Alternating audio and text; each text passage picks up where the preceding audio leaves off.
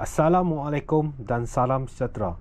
Hari ni ada nak ajak macam mana nak setting jigging pada AC5S. Okey. Petua pertama kita nak tengok, kaunter atas ni kena kosong-kosong baru boleh set.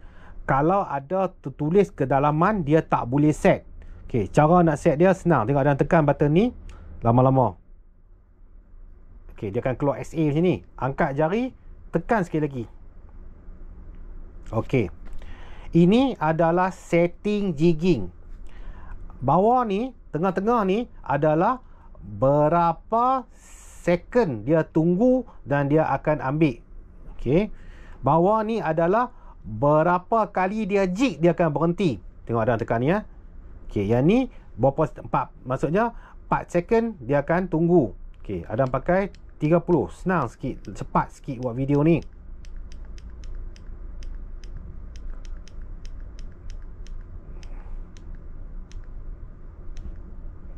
Okey, 30. Okey. Bawah ni adalah long 4 ni.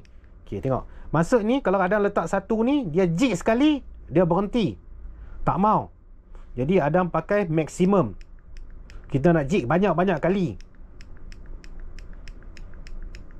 Kalau kata Adam pakai 20, dia akan jig 20 kali, dia berhenti. Dia akan habis jigging tu. Dia suruh kita jig balik. Okey, ini long 4 kita panggil dalam kat Daiwa dengan Shimano. Okey, ada pakai 30. Okey. Ini atas ni adalah berapa panjang dia ambil.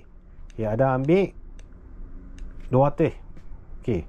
Habis saja kita set ni, kita kena tekan butang ni 2 kali. Okey.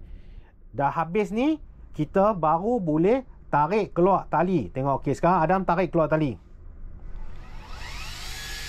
Okay. Tarik keluar tali ni, baru kita boleh jigging.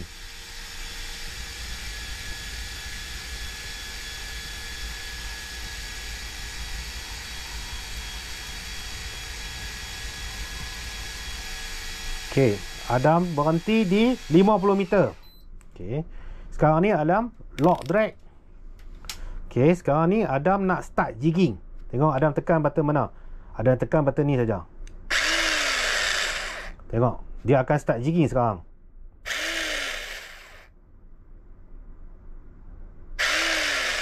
Ini adalah rentak yang Adam set. Kawan-kawan kalau nak laju, ubah. Kalau nak panjang lagi, dia ambil, ubah saja.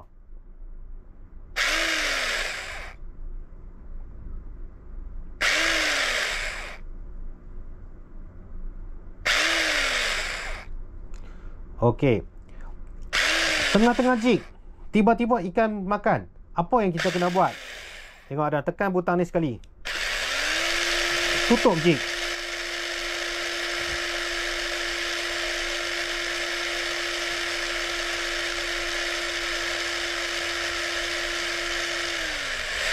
Okey, land ikan. Dan jigging ni kita boleh tutup juga jigging ni. Senang . Tekan lama-lama. Tekan sekali lagi. Off jigging. Ini tak ada jigging dah. Okay. Ini adalah cara betul untuk set jigging pada AC5S. Kawan-kawan mana yang tak pandai lagi, boleh tengok video ni. Okey, sekian. Terima kasih.